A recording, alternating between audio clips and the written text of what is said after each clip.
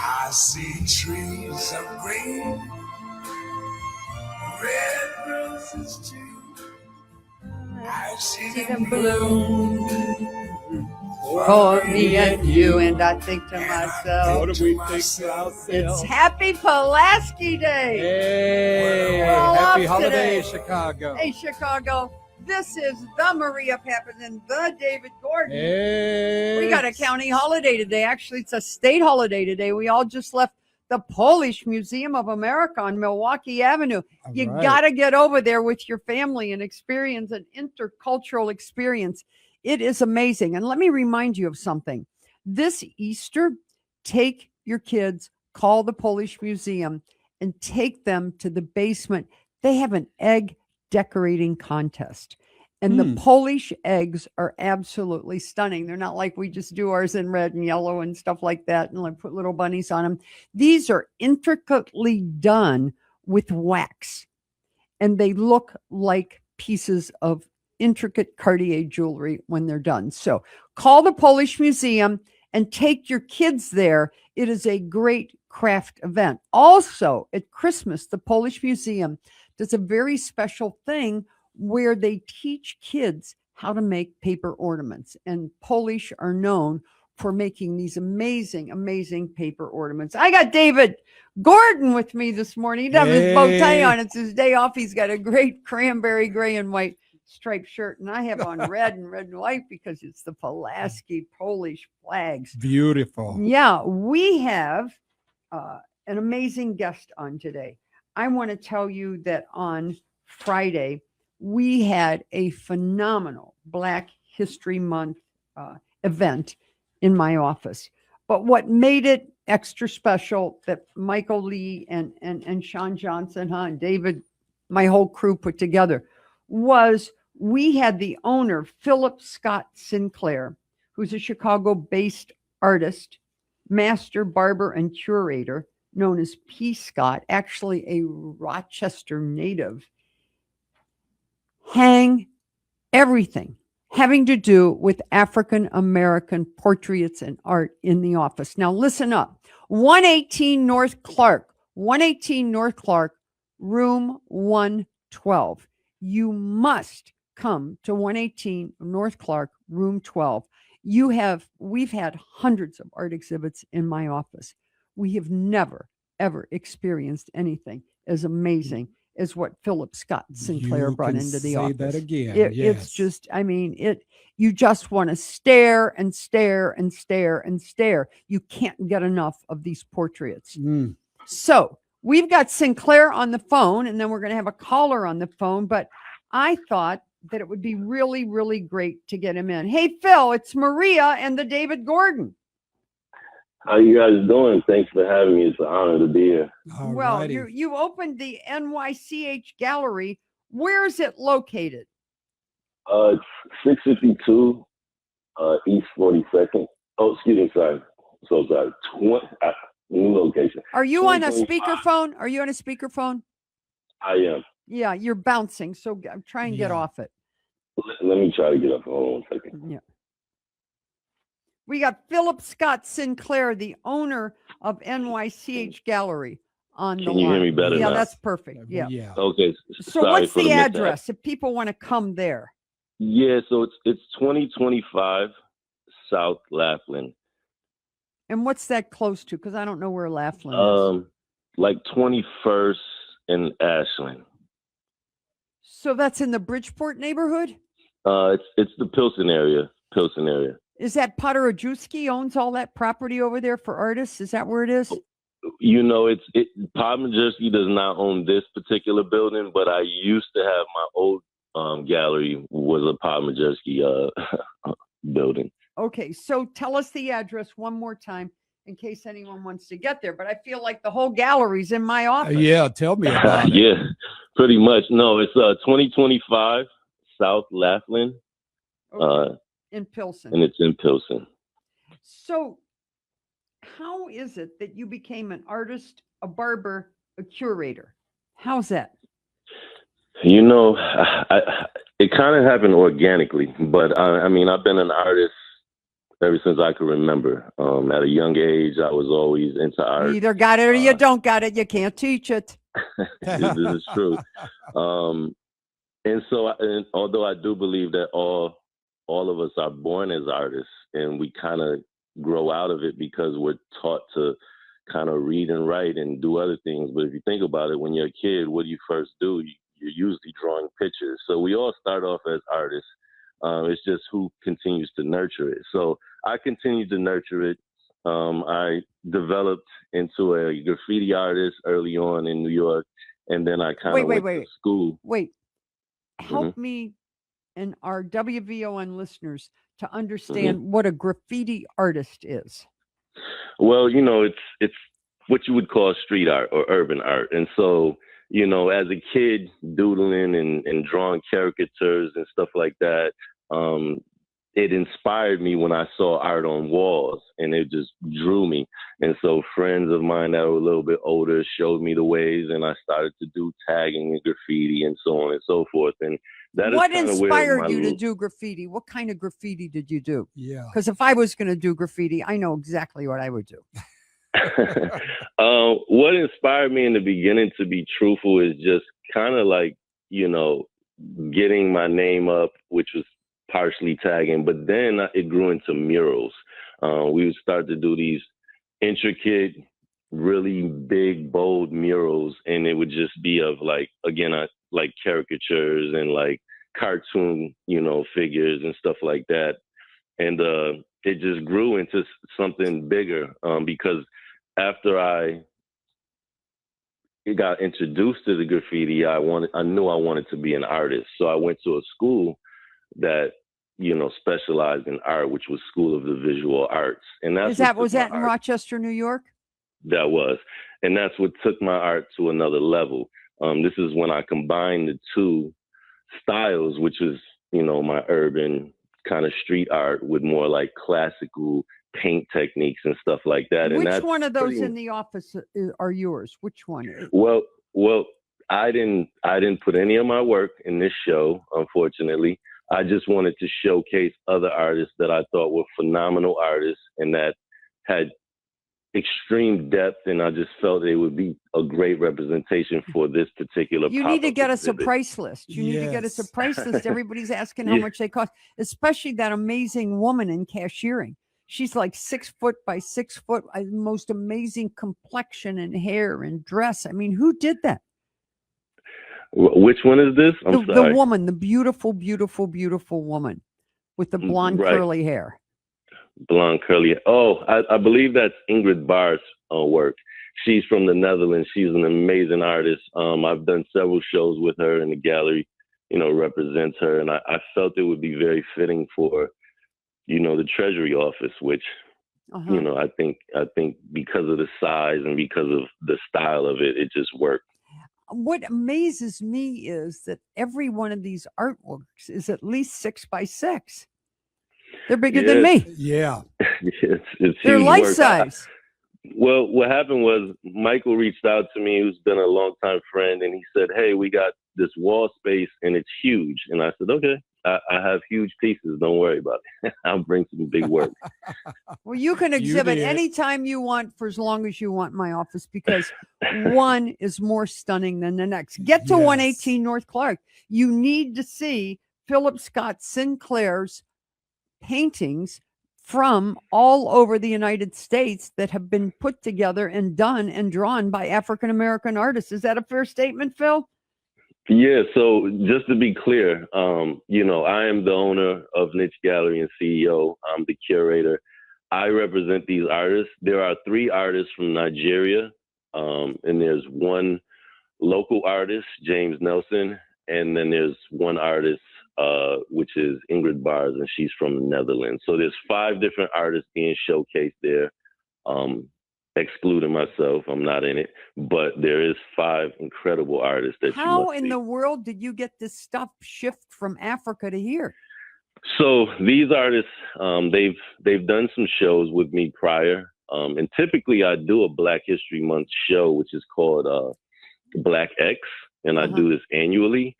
this year I did not do one, so this was perfect. I felt great about having the opportunity to do this with you guys, and once again, thank you. But these artists I've showcased before, so I've had this work shipped in a while back, and yeah. So, what's the average cost of one of these 6-by-6 foot stunning pieces of work that looks to me like they don't belong in my office? They belong in a museum. Yeah. These belong in a museum. Yeah, it is museum quality work for sure. Yeah. It depends on which ones you're talking about, but they're typically in the 6,000, 7,000 and up range. Some of the smaller ones, Yeah. they're more so around like the $2,000, $3,000 range. But yeah, well, I big thought ones they'd be are- like $50,000 and $60,000. They're that good. I've never seen artwork like this, and I've been in every museum in the world. You got to get to 118 North Clark and see Philip Scott Sinclair's exhibition of these 5 African American artists, 3 of whom are from Africa. My This goodness. work is stunning. People are coming into the office to pay, and they stick around and just to look at the artwork. They Phil, I'm do. so proud of you. And your wife is Adrena Sinclair of the CBS anchor. Yes, she is. So you've got all this talent in the family.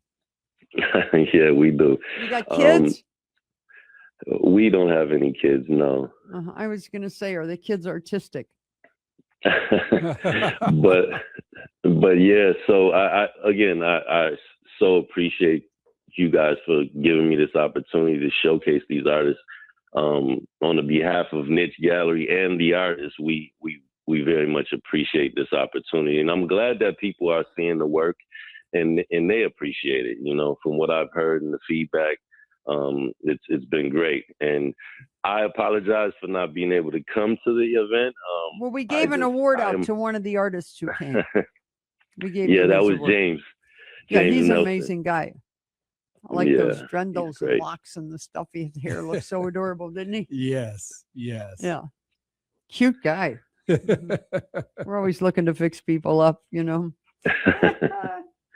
So tell me about your relationship with Chicago PD. If you're watching live on WVON Facebook, we have today, because it's Pulaski Day, we have the Kukla dog, and she's sitting on my black coat and just allowing me to pet her while we're doing this show. If you want to tune in and see the beautiful. Kukla dog, she is live on WVON. Yes. So tell me about Chicago PD. The How'd show? you get involved in Chicago PD TV series? Yeah, so I am good friends with LaRoyce Hawkins, one of the main actors on the show.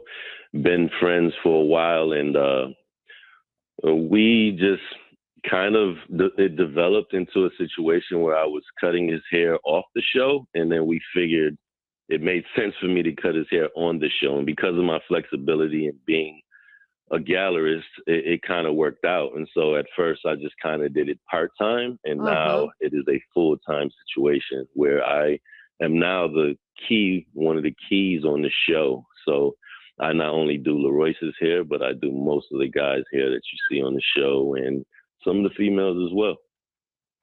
Wow. So you get to meet all these famous people. I do. I get to meet some of them. You know what? I'm just going to tell you a secret here. I think the best people to cut women's hair are male barbers. And I have a male barber that cuts my hair. And that's awesome. I think that they have a way with scissors that women don't have. How about that? There's something about the way they cut men's hair that just fits with the way they cut. I don't know if it's the scissors.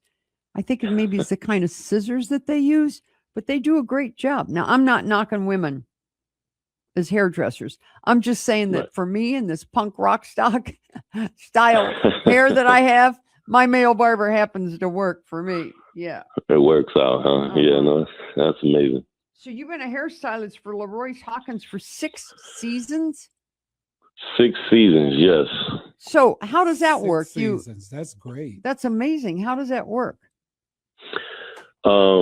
Meaning, how does it work in terms of what does my job look like? Yeah, well, what do day you by do? day? You go to there and you cut his hair. What do you do? Oh, yeah, absolutely. So I work on set whatever location we're at. We typically have trailers where we do hair and makeup.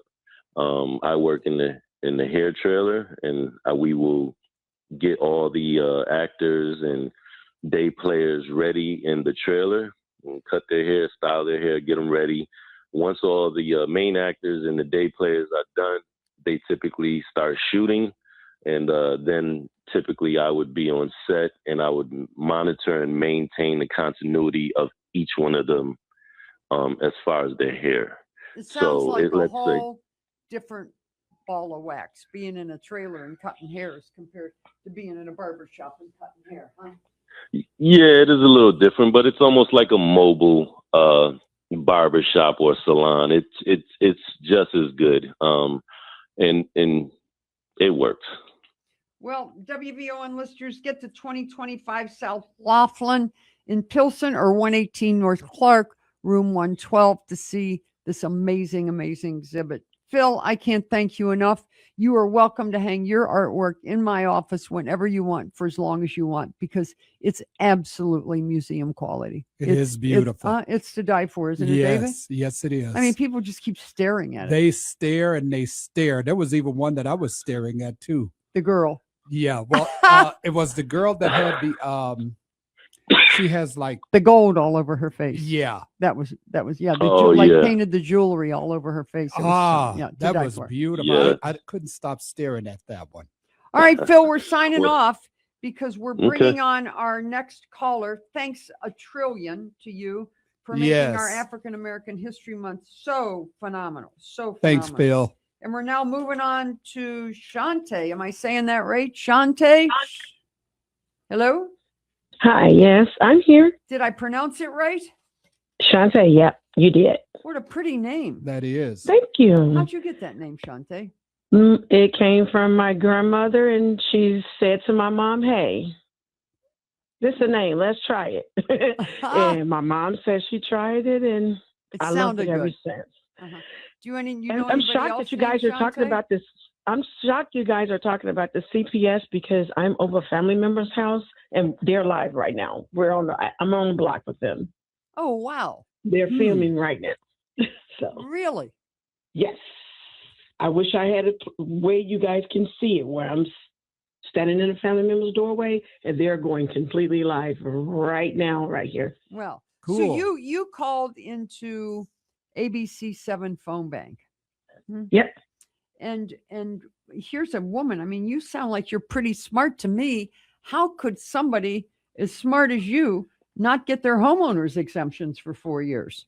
I had no idea. First time buyer.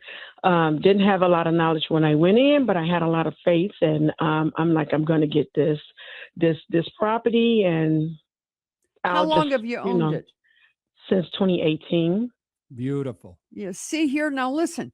Since 2018, but you can only go back 4 years. So she missed a lot of years where she wasn't getting her $500 or $600 a year. Yep. Homeowners exemptions. You only have to own the home for a year. You do not have to be any particular age. Okay.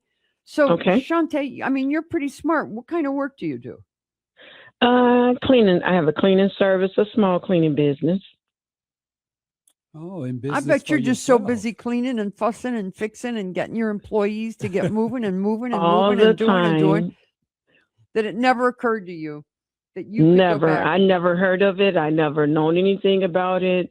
Nobody shared with me. No, most African Americans have no idea. That's right. That's why we're up to $400 million. $400 million to African Americans who don't know that they are entitled to a homeowner's exemption. A senior, if they're over 65, a senior freeze if they're over 65 and making under this year $75,000 a year, don't know they're entitled to it. My goodness. Yeah. Wow. My God. Yeah. Never knew.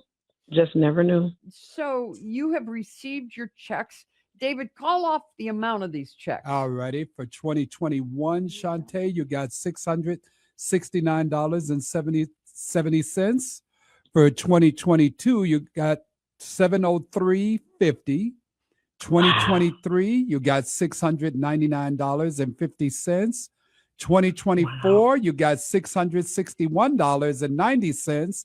And Treasure, what is Wow. that grand total that she got? $2,734.60 tax free. Oh, Tax my free. Oh Shantae, what'd you my do with the money? OMG.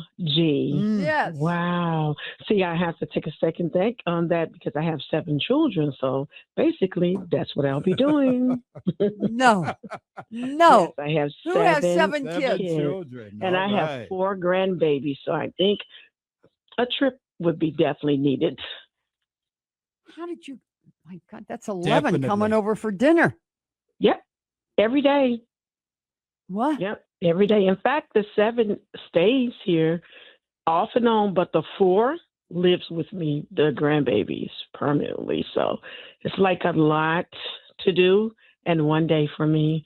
So you can see why I never knew anything about it. What's the age range on these kids? My oldest daughter just turned 34 years old today. Today is her birthday. Happy I have birthday two- to you. Yes. Happy Thank birthday, you. Shantae's daughter. I have 2 sets of twins, identical and fraternal. The 2 oldest set of twins are boys. They're identical twins. They are 28 years old, and the ones that's not, they're 21.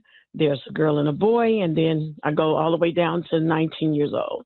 Youngest one, Wait grandkids, a second. from a newborn all the way to 15 years old. 2 sets of identical twins. I am shocked. How do you end up with 2 sets of identical twins? I'm still curious, and I'm just like thinking, I'm like, well, I don't know what happened here, but we're just going to keep moving.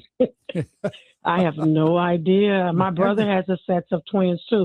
His is identical. He has girls. He has a set of twins. So this it's gene just must run in the family. very strongly. So I got to hear this, okay?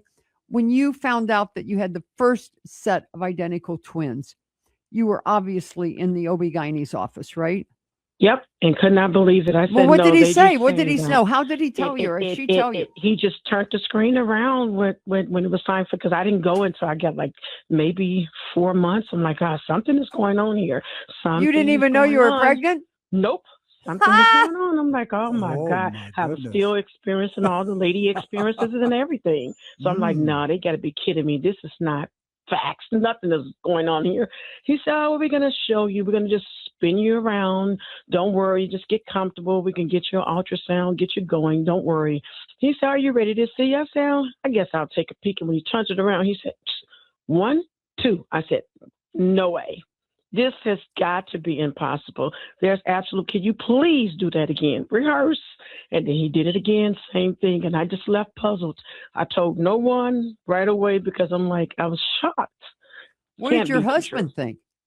He couldn't believe it. He's like, they just, sometimes they take those sonograms and they're not accurate. It may look like 2, but it's just one. What kind of big work thing. does he do? Oh my, tow truck driver. Can you make it with 7 kids, cleaning houses and tow truck driver? Oh my God. It's all over the place. How do Oh, you- my goodness. How do you survive with 7 kids and 4 grandkids and just cleaning houses? And you know what? They're I'm so doing tired that. of people in the city talking about the working man. The working man, this See, and the the working. working. I know people that are making $200,000. They got 3 kids in college, 75 grand a piece, and they're struggling to make ends meet. So let me tell you about the working I man. know the feeling. Huh? I'm one of those that I can contest. And the Trying to make property ends taxes, meet the and electric struggle. bill, the gas my bill, God. the tax on the bag, the this, the that. Oh, my goodness. I mean, there's Yes. nothing left. Yes, nothing. And then when you deal with kids that's disabled, because for some reason, both of the sets of twins are disabled. Someone that has cerebral palsy, so the other one has autism, the other one has ADHD. Everybody has something going. I said, oh my God. So if that wasn't enough, so juggling with that too. Oh, my goodness. Wait a second. Wait a second. You're a good Yep. lady. Yeah. You're a good Thank you. mom. Outstanding. Thank you. Outstanding. You got 4 disabled twins. Yep. Autism, palsy. What else? Yep. ADHD. That's attention deficit disorder. And what's the 4th thing? They saying like a psychological problem, but I don't know. I How don't do you even worry handle- about it anymore. Shantae, how do you handle that?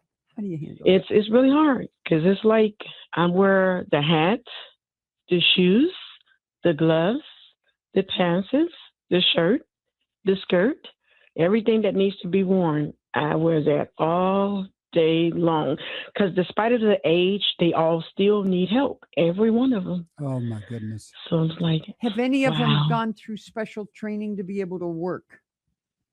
Two of them. And what do they do?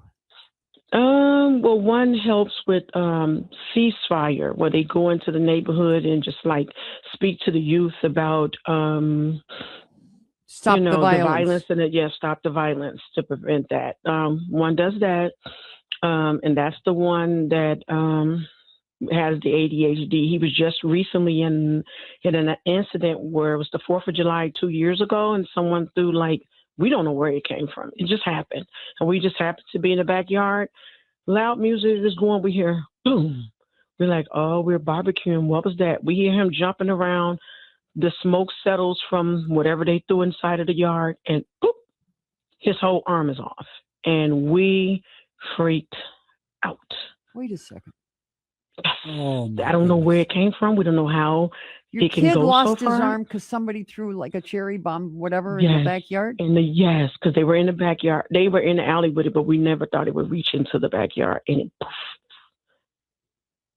whole Lord, arm. how did you My handle goodness. that? I mean, you just, my Oh, God. that wow. was like a whole mental thing for me at the time. That was just too much.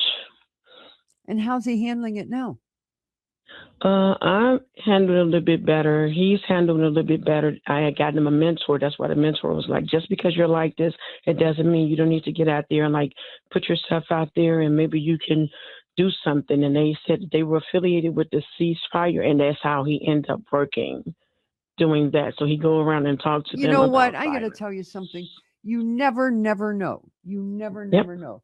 Whomever you're talking to, we're going to have to cut you off soon. I'd love to have you come back on next week. You Yes. never know what goes on between two people's temples and that brain. You never know. You That's never true. know. You never know. You never know the pain, the suffering, the Yes. upset, and the tragedy in someone's family Yes. because this Shantae, she always has a smile on her face. And she gets up Yep. every morning and keeps on going. Oh my goodness. Got all I 7 have kids to. and 4 grandbabies in the house. We are about to get shut out here. Very proud. But we of would you, be happy to Shantae. have you back on. Very We are proud of you. We are proud that we could give you $2,700 to spend on these great Yes. 7 kids and 4 grandbabies. We wish you a happy Pulaski Day. Happy We day. are here, and Happy, Louis happy Armstrong day. come So much. back on, and we are about to end this show until we will be back on next Monday. Day. God bless you, Shantae. God bless you. God bless you. Hey, good night. And think to myself, I love you, Chicago. We love you, Chicago. Come to 118 North Clark and see this amazing African American art exhibit. Oh, Yeah. yes. Come on down.